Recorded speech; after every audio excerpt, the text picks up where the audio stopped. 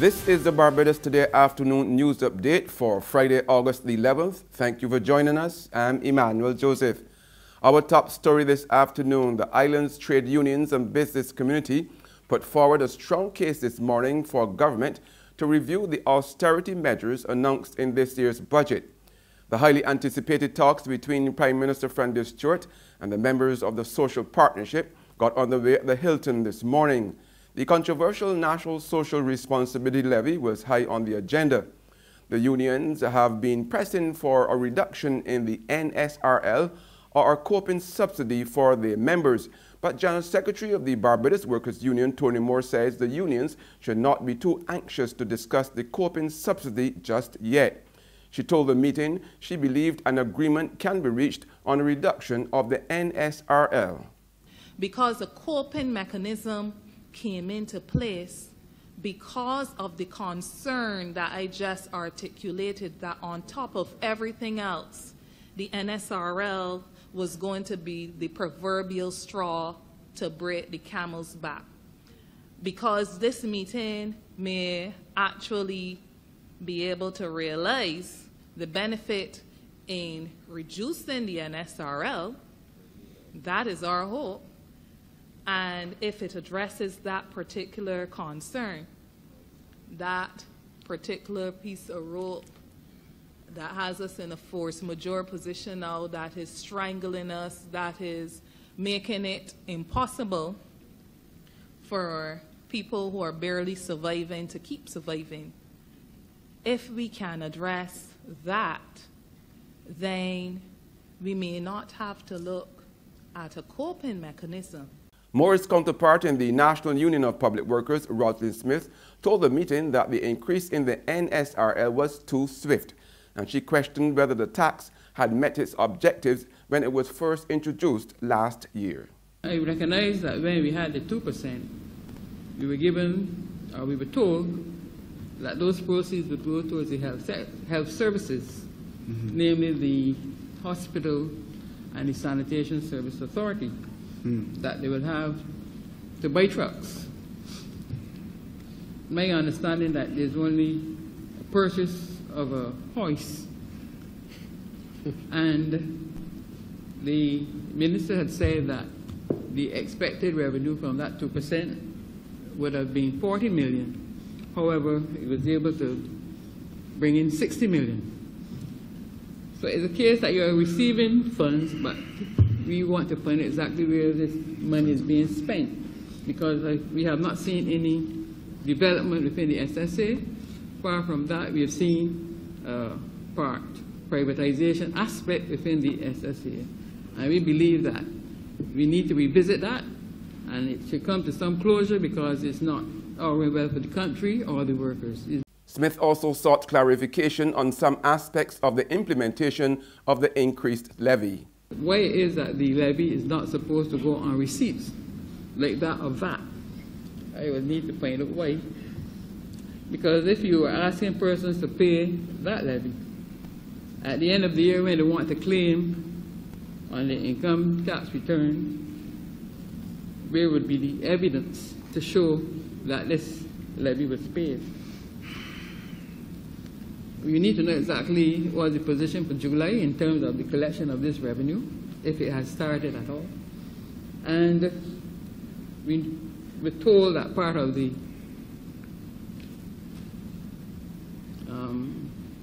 collection of this revenue would go towards the public officers' salaries and wages. The business community also put forward its own concerns over the current budgetary measures.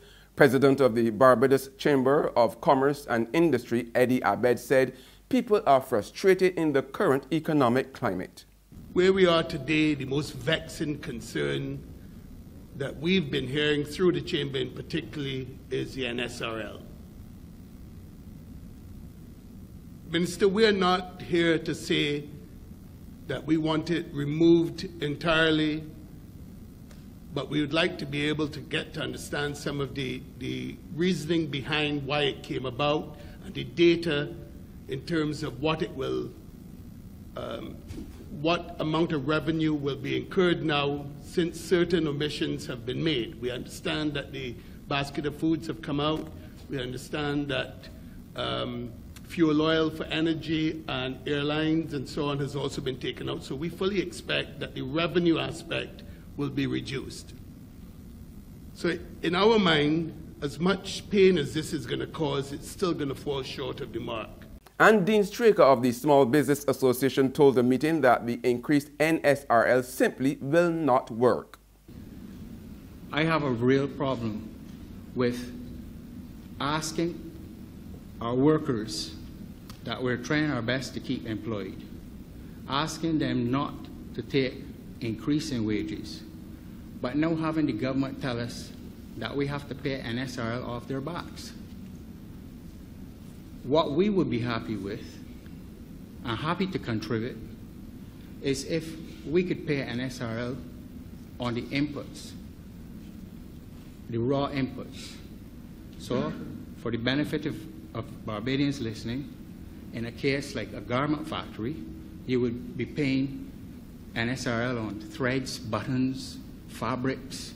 That's what you'd be paying the NSRL on. And I think people can live with that.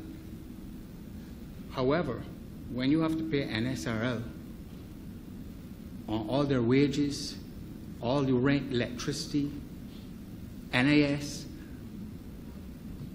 it just cannot work. It is unfair. And I'm speaking from my heart. And ahead of today's talks, Prime Minister Stuart appears optimistic that he will be victorious at the next general elections. Stuart was addressing visitors at his annual post-crop-over reception at his official residence, Illawarra Court. He told them he expected to greet them as Prime Minister next August.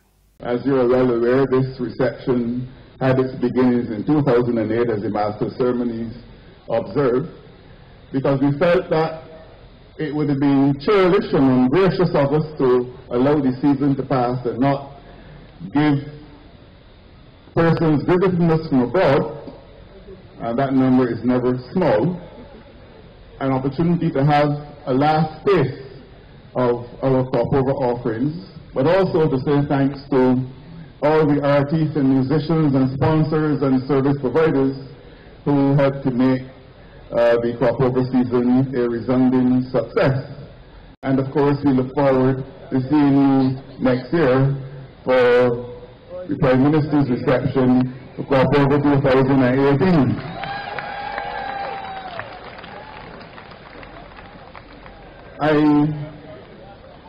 I'm a lawyer by training, and my profession has taught me to read fine print. So I think I can read the fine print in that applause. There's regional and international news after this short break. Who call and get your yams and potatoes? Wait, my girl, how you want to see you for long? I got how you keeping, but you don't sell the nation paper no more. But that paper ain't selling. This month now I stop selling that. Look, one time I would have make a little dollar on the Sunday sun. But when Sunday night, I still trying to get the weather there. Well, you know you can't call that the Sunday sun no more. You gotta call that Sunset News. Call at no time that news stale. People complain that them ain't got nothing in it to read, and the price keep going up all the time. A woman abused me so sick the other day, telling me that she does read Barbados Today online for free. I couldn't take that abusing soul, so I switched to my potatoes and yams. Well, let me tell you, if pork selling, you got to raise pigs. How much for the yams? Oh, 75 cents a pound. But that's cheaper than that stale news. Give me... How much you want? a pound. Only a pound? Anyhow, these eating real good. Let me wrap them up for you. Come. The Barbados Today, news you can trust. In news from the region now, Jamaica has launched a campaign to encourage people living with HIV to have their medication.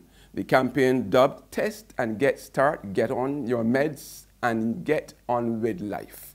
It is also aimed at encouraging people to get tested for the disease in order to know their status and, if positive, begin antiretroviral treatment. An estimated 30,000 people in Jamaica are HIV positive. Director of Health Services, Planning and Integration in the Ministry of Health, Dr. Simon Spence, says the test and start recommendation are based on current scientific evidence from clinical trials. And on the international scene, U.S. President Donald Trump issued a new threat to North Korea today. He said U.S. military solutions were locked and loaded as Pyongyang accused him of driving the Korean peninsula to the brink of a nuclear war. Russia, China, and Germany have expressed alarm at the escalating rhetoric from both countries. And the Pentagon says the U.S. and South Korea would proceed as planned with a joint military exercise in 10 days. It is a move that will likely further antagonize North Korea. And that's news, but for the very latest, visit our website at www.barbadostoday.bb. You can also subscribe to our e-paper, email updates, and like us on Facebook. We are also on Izumi Media in bus terminals and screenplay at supermarkets and gas stations near you. Or you can also tune into Mix 96.9 FM for more news. I'm Emmanuel Joseph. Have a fantastic day.